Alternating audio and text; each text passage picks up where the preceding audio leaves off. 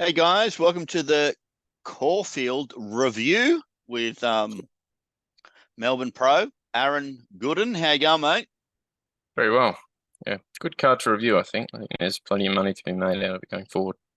And any greater opinion on how this new Caulfield track is playing? And we had a different rail position, +3 on Saturday. How did you Yeah, find the pattern? well, the inside was where you wanted to be on the inside of the 3 meter rail position was where you wanted to be at the previous meeting. So sort of lanes 4 to 6 was really beneficial. But I thought a race really fair on Saturday. I think it was extremely pace orientated, and I think there's significant notes to make about wind for certain races where it picked up or dropped off. And I Yeah. think that's sort of reflected in some of the figures. I think that I had it marked down as a soft 5, and it was a soft 6 from about Wednesday through to race day, which I think is why you're seeing enormous figures every race rated above the class average. That's great info. So I think Yeah, that's yeah. I think that's one factor, but I think another thing of significance is the tailwind for the circle races. Um, that's really beneficial for running above average class standard times. So you're saying position in run, no considerable thing other than pace? Is that the Um, angle? yeah, look, a lot of these races were pace orientated, but I think there were certain races where you wanted to be protected from the wind, and there's other races at certain stages of the day where, um, the betting really told late that maybe you want to cover from the wind, and those races actually dropped off. There was a couple that dropped off, and that's why you saw a huge blow and sigh, for example. The wind just dropped off completely, so the inside wasn't a bad spot to be for that race. Interesting stuff. Anyway, we'll chat about it as we go Yeah, through yeah. the program. Let's get stuck in to the reviews and and we'll start off with race one, which was rather happy for me. Mm, And here we go. I'll mute this. Yeah. yep. Yeah, so they've gone a length slow to the 800, half a length below again from the 8 to the 4, and then they've ripped home 3.5 to 4 above for the last 400, So 2 lengths those kind of above. sectionals would suggest that being a go forward horse is an advantage. Is that what you're saying about this race? Um, Not necessarily, because there was a massive headwind from the shoot start here, which is why I'm giving Spicy Marks so much merit in this win. I think it's an outstanding win. Um, Sort of felt a little bit sick when I said comment that it needed the run because it was $6 when I went out and I sent that out and I got back to the laptop and it was $15. But I th noticed this is a massive. your assessed price was $5. Yeah. But Uh, mid price is one that you can really identify first up from the yard as they're really dialed in or they're not. And I can yeah, completely understand the blow on this horse because it had lengths to find. Just watch the OTI colours down the out wide. yep. Elderberry closes off beautifully. Ran the fastest, or the second fastest last 400 of the meeting. It was about a length of what Kin ran, and I think that's a horse to follow. Obviously, the winner's going to be a horse to follow. It's got lengths of improvement to come. And I think I hate identifying first, second, and third, but Santical's come back really well. It's in good order. It's going to improve. So I think the only ones that you can really take out of that race are 1, 2, 3. Yeah, interesting stuff. I really love the sort of like you notice when like Spicy Margs sort of that little extension from what was it, about the 250 to the 100 When it where got balanced, yeah, yeah, it was it was really really nice. nice. And I love that muscle definition at the front of it as well. And I Yeah, it's love the got fact that you're suggesting it's got lots of improvement. This seems from like the a hindquarters, GP it's kind got of one. So plenty yeah. to improve from. Yeah, the unfortunate thing is it's going to be well found. But I'm saying it's got lengths to find, and I can really understand the blowing it late from the yard. It made Okay. sense. I'm thinking maybe the overall sectionals might mean that we it could still be backable next start, but Yeah, we'll well, I wait mean, and see on that one. it's the least above standard for the whole day.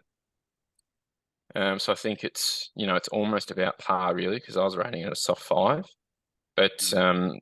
the fact that it's got lengths of improvement defined and that was not the place to be from the shoot start with the wind in your face first up. you know, you had a failure at your only ever run, I think it was enormous. And I'm really suggesting to follow Elderberry. I think that was a bloody good run. Okay, because of those late sectionals. Yeah. Beautiful late sectionals, yeah. Beauty. Let's I move on mean, to. the other thing is when you've got, you know, multiple shoot start races over the course of the day, and some of them are fair income races, and you're a 2-year-old, and you can run the second fastest sectionals of the day, that suggests you've got serious ability. Definitely. Let's move on to race 2, which I'll bring up now. Yeah, this is a good race to follow, I think, from the form. I mean, I love when they go above, and then, you know, only a mild drop off or standard for the last 400. So they go 10.5 lengths above. Admittedly, they do have a tailwind here, 3.6 above from the 8 to the 4, and then only 2.5 lengths slow or below from the 400. So rated, And it's you know, it's 12. OSL that's victorious. Yeah, correct. So it's 12 lengths above standard for the class, and it's not a comfortable spot to be. And I think it's Gordo that rides this one. She just unbelievable ride because she just picked up the fact that I've got to sort of put the foot down and go. That I'm traveling But that much isn't this better. a And strange horse, mate? Like, how did you go, like, lining this up? Because I dismissed it because it was coming off. no, see, I mentioned in the preview that I really rated the run behind the 3, which was scratched. I thought it was a better run than it looked on paper, and what it did the start prior was really good. And once it got out over a trip, it was going to be good as well. But you can compare this run from Thorin to a horse like So Sleek, where over the 2000 at Caulfield, you don't want to be held up. You can't sprint for the last 300. You need to be balanced. You need to be into your work,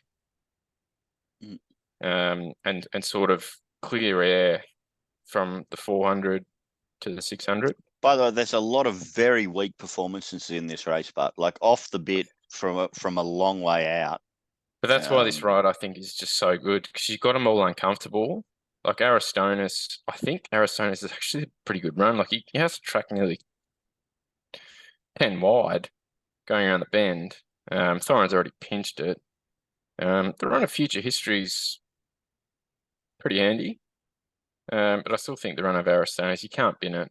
But this run of Thorin, when you're going, you know, about 14 lengths above to the 400 and you're only 2.5 slow, you do have to be a touch careful about it being this late in the prep, though. And it just, I mean, I suggested to back it from the yard because it was at absolute peak. But when you're this late in prep and you're at peak fitness, you've probably only got one more at this level.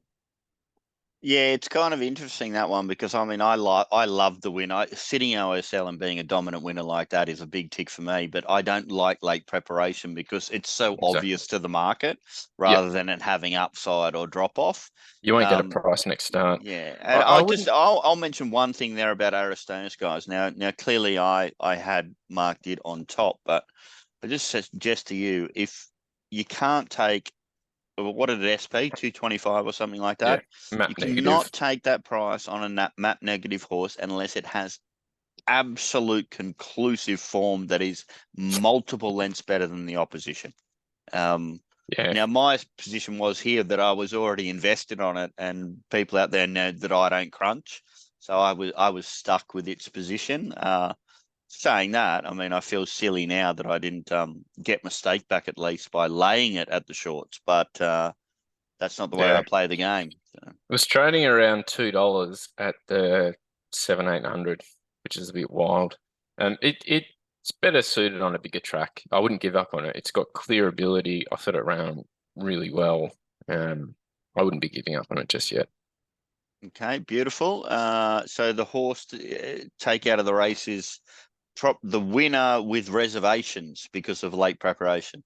Correct, yeah. And I wouldn't be giving up on Thorin just yet. Get it to a bigger track, and it'll be winning races. Oh, sorry, you're talking about Aristonis, or correct? Yeah, Aristonis yeah. as well. Yeah, take the winner and Aristonis, get it to a bigger track. Beauty. Let's move on to race 3, and I thought this was fascinating because you know how we talk about Aaron about like this Melbourne being different to some of the other states where coming Oh, from it's its own world. Yeah. yeah, coming from You different can't do this in areas to Sydney. town. No, you Yeah, can't you do can't this in do this in Sydney. Sydney. Yeah. Yeah, so they go 5.5 lengths above to the 8, a length below 8 to the 4, 2.5 lengths above to the 400, which is good figures to be following out of the race, I think. Because I'm so sleek, because Ardzino, you've never seen a horse play up as much as it did in the yard, and it was map negative. I went from liking it to max laying it. It does have a tendency to play up in the yard, but it did not want to be at the races. It's absolutely thrashed about in the yard. When the jockey got on, hated it behind the So as far as the barriers. codes were concerned, you know, I know that Glenn has made a lot of codes for particular horses as far as yard is concerned, like sweat ass to clippy cloppy, side walking, etc., etc.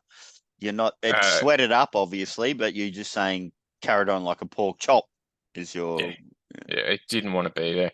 The run of So Sleek is enormous. We've just missed it there in the last 400, but it got pestered. There was 2 and 3 wide that took it on for the front.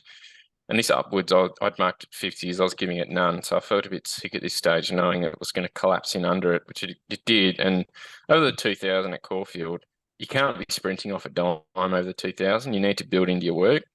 So upwards collapses underneath it, gives it a slight little bump at the 300. And, to finish within only 2 lengths of the winner, I thought was a pretty good effort. Not probably goes close to winning if it doesn't cop that interference. I think the run of Torrenzino is enormous, but I will say it needs a senior jockey because it was an absolute armful for, I think Yendel wrote it. So it's got enormous upside, but it needs a senior rider.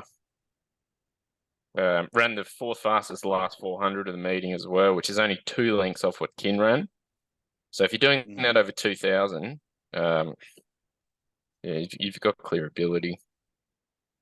yeah, it's such an interesting run of that one because yeah, I mean, but I mean, that's why you're here to help us out with Whacknabil and you know what I mean, stuff like that. So, Yeah, it's weird assessing it. But Torrenzino literally run. You know when you go to the shops and you get a trolley where there's a dicky wheel on it? yeah, yeah, yeah, That was yeah. Torrenzino. It was fucking impossible to steer. You need a senior jockey on it. Yeah. Okay. And you're obviously saying that Yendel is a senior jockey, even though he's Yeah, of borderline course. provincial over down your way, isn't he? Yeah, So yeah. He's a bit like Coffee. He's a bit of a cups king, but he is a senior jockey. He knows how to get the best out of a horse. But yeah, it was a great win, and you can only back it with a senior jock. But it's going to take obvious improvement. It's really lightly raced. looked like Uh, power. It looked quite powerful through the line, mate. Like it was a yeah, pretty nice. You know? yeah, and it did that at Warracknabeal as well when it was really dominant late. Like I went into that race only finding Art Zeno, and I said Torrenzino was the only one that could beat it. So when Art Zeno plays up like a skunk in the yard, I felt a little bit sick not having 10 on top, but 6 paraded beautifully, and I still think that it was one that you can take out of the race, but It's got um, the SP anchor. that's the issue, right? When you've got an SP anchor and you're so obviously held up and you've got a bad run, it's going to be well found. So It's actually weird. It can go one way or the other, mate. It's actually quite interesting, that one. A lot of the time, unlucky runners are far too overplayed by the market. yeah, That doesn't happen all the time. So I'm no, with you. I kind of liked its action there in behind too. It was the action of a horse that didn't like being cluttered up from barrier one. I would call this golden switch if this thing actually drew middle to wide next start, and I think he can definitely, do its yeah. best. I think it's I still don't its think one's first ideal prep. for it. So. So extending over the 2000, that's obviously not your go. And the race rated really well. So to have been on pace pestered when you've gone 5.5 lengths above to the 800, to be held up when you've got a horse collapse under you and then have to take a gap and sprint, I think to finish within a couple of lengths is an enormous effort. Yeah, that's my one out of that race for sure. But what we're talking like late preparation, first preparation, aren't we? So yet Oh, yeah, again, yeah. the run is tricky for me to assess as far as a betting proposition in the future is concerned. So I'd be more following it from a future standpoint when it gets out yeah, to this trip okay, again next prep, like yeah, 3rd or 4th up. I'd really mark this one down as chuck in your black book if you can do a distance range on like sort of the 17 to 2000. Yeah, lovely. Yeah. Lovely. Let's move on to race 4. God, did my voice just crack then? I must be going through puberty. I missed that. I Hey? would have ripped you for it if I heard it. Cracking win this. I got this completely wrong, which I can understand because it's coming off failures in New Zealand, and then I think it was at a Chuka or something, and it failed, and then on the heavy 10. But yeah, he's still got super ability. I've gone out 7.5 lengths above, a length below from the 8 to the 4, and then run standard last 400, which I much prefer races when they go out above and they can sort of maintain it and don't dip below. They're really strong figures to be following. Again, though, our Red Morning senior rider, you'll get more out of it. Like he sort of struggled to get it balanced in the straight, and then when it did, absolutely let down. I think it ran the 6th or 7th fastest last 200 of the meeting. Huge merit in the win. Yeah, and just reiterating, if they go out above standard by that much and then sort of maintain standard coming home, they're great form races to follow. Don't like that head carriage, mate. No, that's what I'm saying. Get a senior rider on it. I think it was Matt Cartwright that was on it. Like, Look when it gets balanced here. Like but still head thrashing when he gets balanced. Do you know how much faster a horse can go if it's head straight rather than That's laying what to I'm the saying. side? Get a It's a senior rider on. massive bloody difference. Or Didn't- maybe even like I'd put a Didn't bubble need the check. weight relief. I'm not sure what gear it had on it, but they could maybe Yeah. even go for a bubble checker on that one. Just a as well. couple. Sorry, good. Can you just rewind it to about the 400 on that race? Because there's 2 to follow here, which are really good runs. When they go to the midweeks, I think they're going to be mildly hidden given the margins.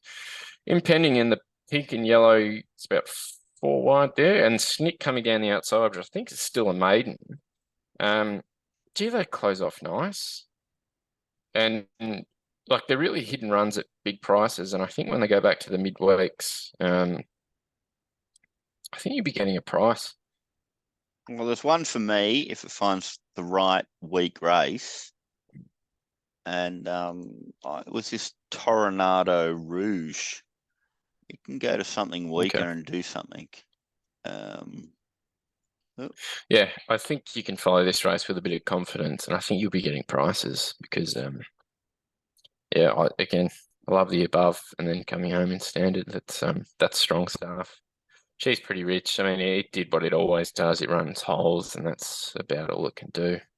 But I think you can follow this winner with a bit of confidence.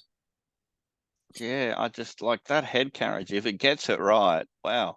And by the way, how good are these redwoods? Sorry, the sire of this horse is a redwood, and they're known for getting over distance, and they're doing some really good things recently. And it was not like sort of a well-found stallion, but quite interesting. The up like off my sire figures, like how it's peaking at the moment when horses get over distance, and that was 14.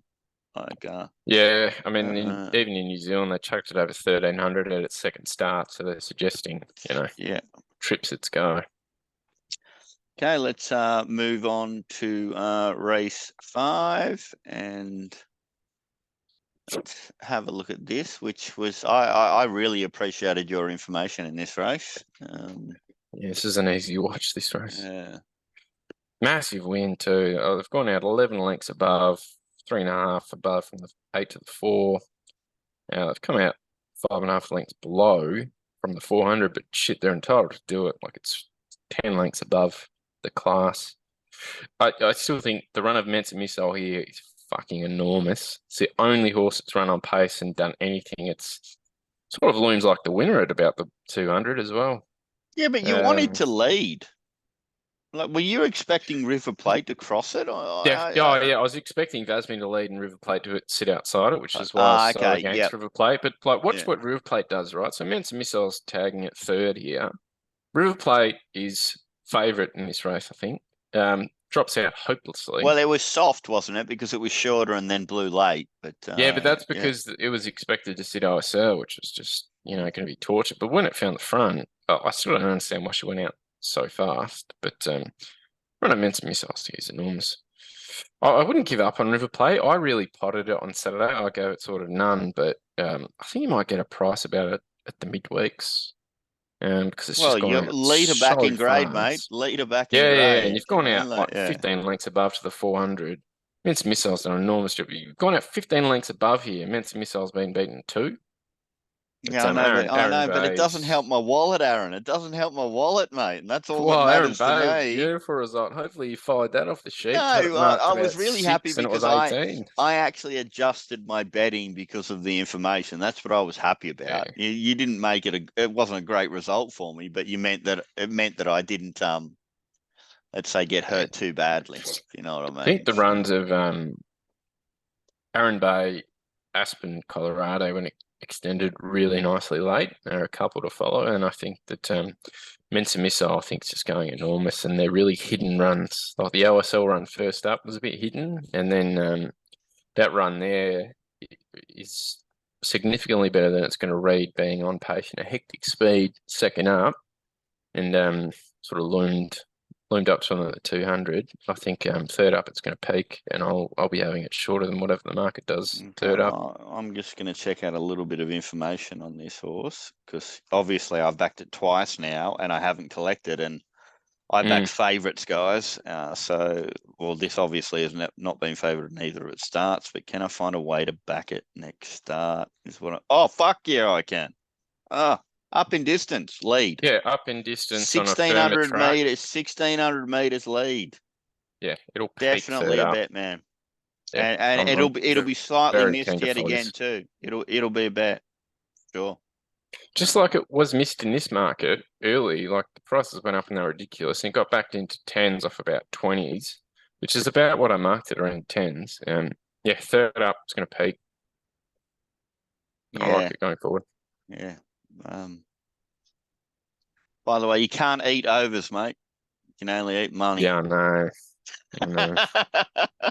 But by the way, our job is to get If you on keep at the getting maximum overs, price. You're shit, going to end up winning yeah, in the you long have to run, end but up in it's front, just mate. funny when I do You my have these figures, days of guys. variance, though. Yeah. No, but I mean, when I do my figures, it's not as considerable as other people, shall we say? And I don't know. Well, I kind of do know why it is, but it's a very strange scenario. Yeah. Okay, let's move on to the next. And is it streaming all right, mate? Or what's the go? And we're up to race 6. Yep. Credit to one of the guys in the Melbourne channel because he interrogated this winner going into it. I'm not sure if he backed it or not, but he had a really hard look at it. Ulysses, I couldn't find it. Couldn't win at Toowoomba last prep. This is amazing, mate. This is absolutely amazing, this result. Yeah, I think it's its first start for Sander as well. Yeah, but it's not like it's coming from a bum. It's coming from Golan, who's one of the best up there. Yeah, Although that is exactly. like C grade, B grade. That's why I You struggle to know, find it if you're going from that to struggling that last prep with Bull on, when there's horses that are sort of fair income, like Brigantine's massive disappointment. Poland should have won the race. Pins absolutely cost it and me a fortune because I still was going to come out in front. I don't know why he went to that part of the track and he didn't get it balanced. He thrashed around. He couldn't get it to go straight. They've gone out 4 lengths above, 8 lengths above from the 8 to the 4, which is why run of Poland is enormous. You've gone 12 lengths above to the 4. You're entitled to completely collapse, and it didn't. And they're 4.5 lengths below from the 400, 7 lengths above for the class. Yeah, get a senior on Poland and it just wins. And it's coming off a really strange lead up, like first up over 1100 down the straight. That's not your go to go second up into this race over 14. Get a senior rider and get it run straight. I don't know why you've gone from lane 3 to out there. But, that run of Brigantines is one of the worst runs you'll ever see. It got terrible. PR and did absolutely nothing. And paraded like a fucking bomb. So you can never back that horse ever again. It's burnt blue. And it got truckloaded as well. Yeah, but saying that, what was it, even money or something like that, ESP? I'm sure there was probably better than that available in the fair. 190s. Yeah. Yeah. Oh, no. Late, I think the best available on the field was about 208 or something. Like it was about on par with the bookies. He got truckloaded, and yeah, it's never to be touched again, I think. Yeah, and then we move on from one burnt blue going around even money to a Superstar. mildly burnt blue who won like Varvia and Renoso, mate. So I know. something going on Ran the with these blues fastest down 6, there. 4, and 2 Yeah. of the meeting. This is exceptionally. What gives it more merit as well is they've only gone out even to the 800, and they've gone 3.5 above from the 8 to the 4, which can sometimes, if you've gone out even and then you pick the speed up in that middle part of the race, it can sort of get you off the bit if you're back in the field. Admittedly, everything that runs, I think 7 of the 8 first past the post have all had cover from the wind here. And Bubble Palace's run is enormous because the wind was right up for this. So for it to tough it out, it's the only one that's been blasted from the wind and still sort of been there and done anything. I think you'll notice, and we didn't mention at the Look at start. Great Mummy here, by the way. It's just given none. Toughs on quite well. Well, I was interested in it. I didn't really given none. But do much here, but look at it from here. Like, Jesus Christ. Closes off exceptional. yeah, you know what? 5.5 above for the class. Yeah, and guess what? Because of those figures and how stylish that was, I'm kind of going to be half against it, mate. Because you almost have to, because it's going to be so well found. Yes. Yeah.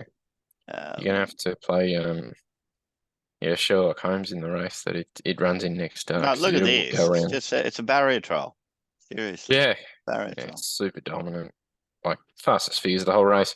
By the way, the one that I haven't got it on my notes here, but the one I was interested in at massive pricing at mark 15s, it went up 35. It's at 10s. Think I'm Divine. That's a pretty good run too. Didn't have a lot of things going in its favour. It was slow out. Had to course really wide, and it closed off really nicely. And on paper, the career starts are not that impressive. So I think that's one that you can follow out of that race. Like if it goes back to the midweeks, I'd be really interested in that runner. I'll give another little pearl there for people who want to line up Melbourne stuff going anywhere. Flemington Straight Racing is just for Flemington Straight racing horses. Now, Kin came off Royal Randwick. I backed it at Flemington. I was mildly disappointed with the performance because I did expect it to win on that occasion or do more than it did. But it would have been easy with that 3 weeks off going back to a turning circle track to get super confident in it at Caulfield on that occasion. I didn't, but I'm just saying you got to be really careful of that straight racing at Flemington and be really forgiving if horses underperform slightly, and be really hard if they overperform, because it's definitely one of the most horses for courses will distance at a track. You know what I mean? I will say I'd still be sort of half keen to follow it next start as long as you get a price, because it paraded exceptionally and it's going to parade as well next start, I think. Yeah, but but it's had no prize at the track. Your problem is there that you won't be getting a price. No, well, it depends on which race it runs in and how it draws and stuff. But I mean, it's only ever done things on good tracks, not at that trip, not at that track. So for it to come out and do what it did there and be so dominant, it's flying. Well, then maybe you should be giving a tick to this next one that I'm about to play as well, because supposedly it doesn't like Caulfield, mate. Eh? Wow.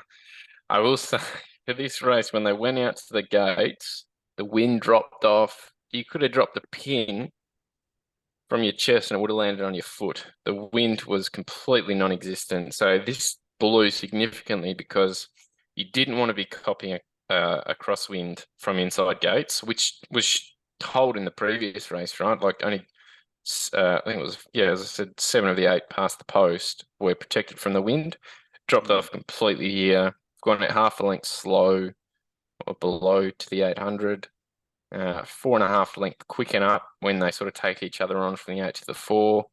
And then, half a length below coming home. which I'm suggesting when the wind's dropped off and they've only gone 3 lengths above, which was the second lowest of the day, I don't think this is a race you can follow with any confidence. Like, Si's got the absolute PR saloon passage here. The only one I want to take out of the race is Sweet Ride, which has got the blaze face, yellow and black silks, Wicking Home Now, widest runner. I thought that was a really nice return to racing. Paraded like it had improvement. And I'd be really cautious about is it Maliva, the 9? Yeah. That's just a dead set first up track and specials bomb. And, getting within, half length or less, group 3 first up. I think that's going to be pretty well found, and I'm not really keen to follow it, as I'm not really keen to follow the race in general.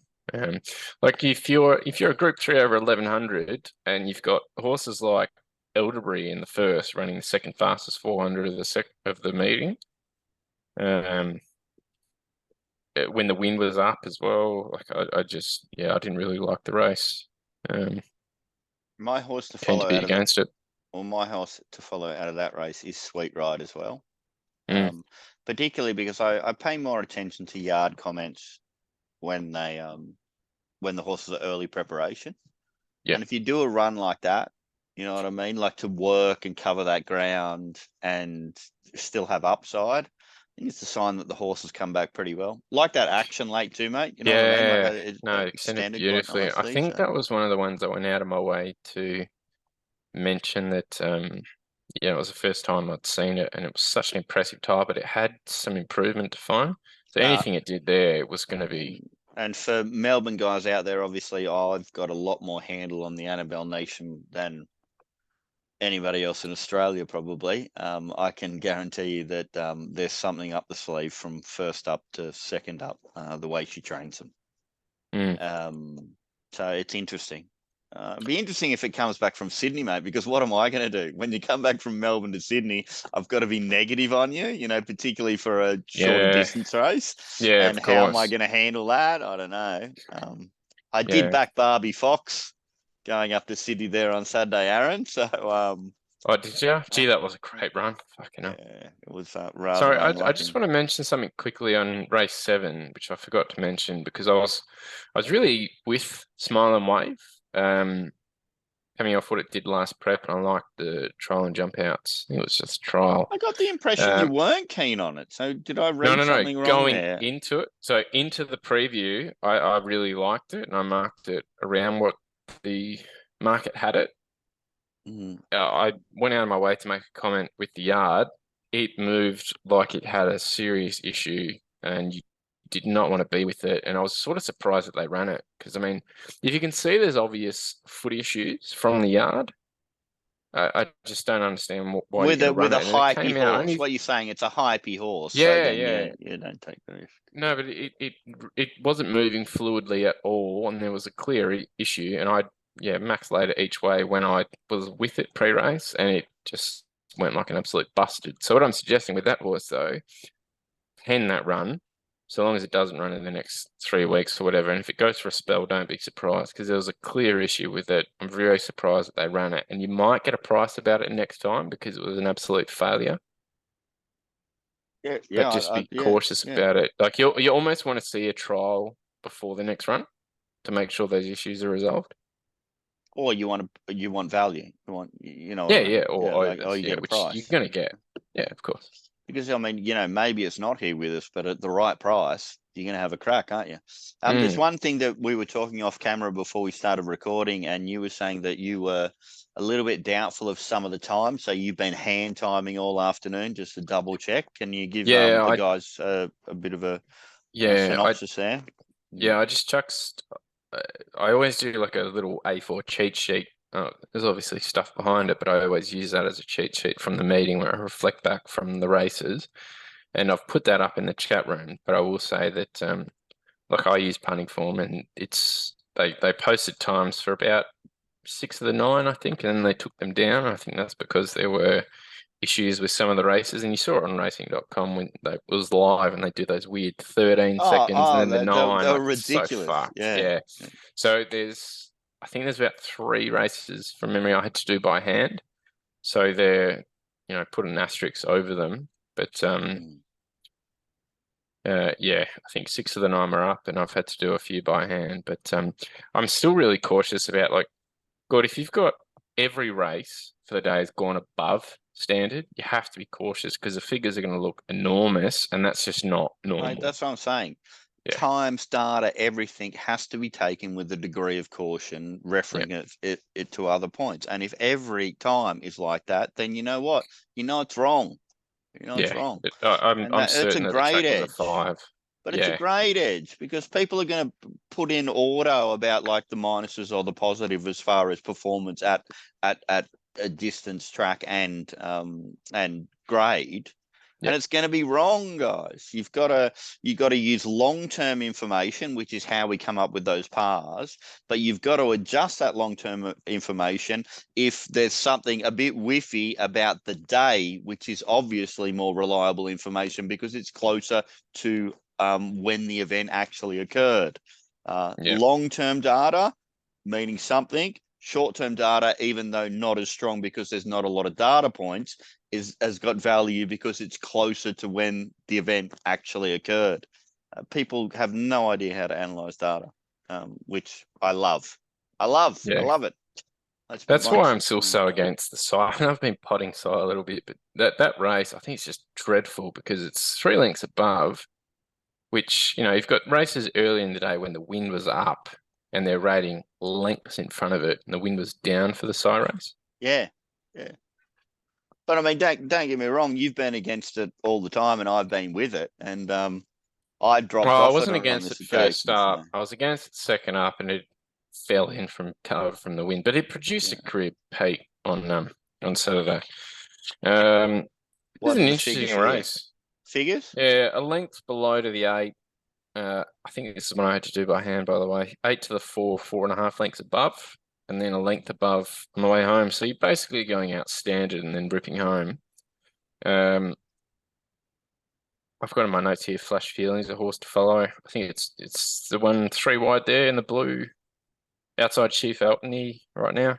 Yep. It's the only horse on pace that sort of, I don't know, Chief Tony's inside, but I can Chief guarantee you, Tony drops back. When Lamborn reviews this race, he's going to find the same horse as you. Yeah, so look, Flash Feelings, the only horse that's been on pace consistently from the start. He's wide the whole way. Only loses by half a length. Stuck on really bloody well. It's the only one. Look, watch the on paces just completely drop out here. Like Chief Tony's dropped in behind it there. It was with it, but now it's about 3 lengths behind it. French Emperor is really disappointing. I thought it was going to race on pace, but it probably didn't want to be there when they've gone out hectic. So ended up being a smart ride, but it's done nothing. Flash Feelings held up off a hot speed in behind it. It's got a bit of a burst finish. Market's going to find it, but I think it's probably entitled to do what it did. This is a great run by Flash Feeling. Chief Elton, he didn't like it pre-race, but it paraded exceptionally like at peak thickness, so you can probably only follow it for one more run. Look at Flash Feeling past the post there as well.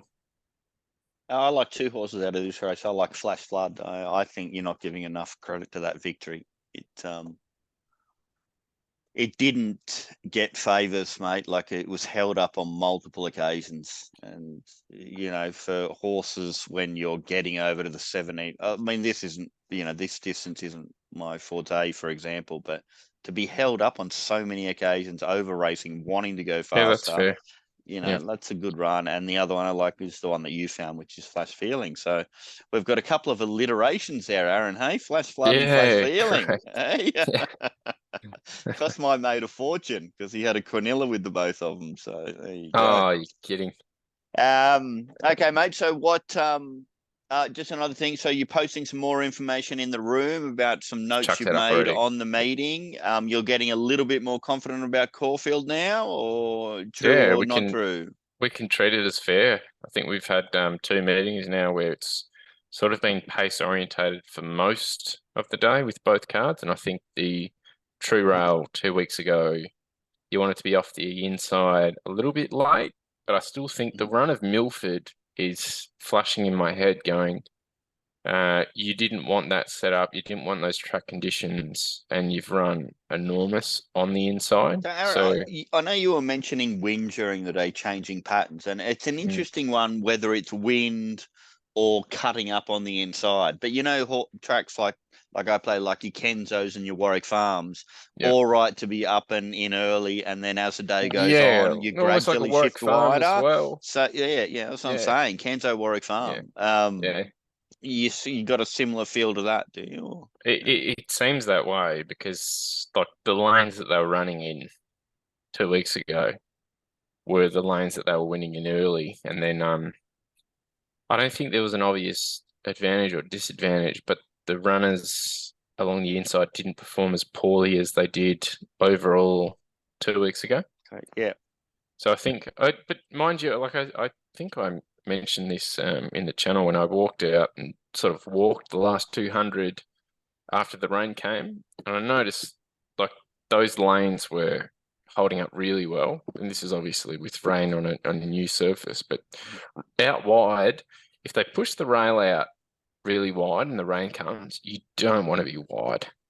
There's no grass Oh, coverage there. okay. Oh, well, It's that's going gonna to be it's really gonna be interesting. muddy and cut up Yeah, terribly. yeah. Yeah. Okay, that's interesting. Anyway, so just to end it, because I can hear my lovely mother and father. They've decided to venture down from the Shire from Clovelly. Okay, they've gone to bum it with me down here in the beautiful, safe Shire. No Yeah. crime down here like there is in Clovelly and all those murders up there in the eastern suburbs. Yeah. Yeah, they've just arrived, mate. So just quickly your horses to follow out of the card, and then we'll. Spicy marks. It's got lengths defined. I can understand the drift there, and that's a beautiful horse going forward. Thought the Thoronar Stonehouse race, don't drop off those two. So Sleek had none. Our Red Morning's an up and coming star. Mensa Missile is going to peak third up, and it's going to be missed in the market. Poland, I still think coming off the strange prep, got a senior jockey on at third up. That's going to run well. Yeah. Kin obviously. Sweet Ride has come back super, and it was going to find a lot of improvement from the yard. And then the Ruffian the Last, Flash Feelings, I thought that was a super run. Yeah, I love your analysis there, and I'll be following them. Cheers, mate, and good luck, everybody. And yeah, if you're watching this show, just know that Aaron will, by the time that you can watch this, I'm assuming the notes will be in the channel. Yeah, I've already chucked him in. Oh, beauty, mate. Yeah. Legend. Thanks, guys, and good luck. And let's smash them out of the park on Saturday. See you guys. Cheers, guys.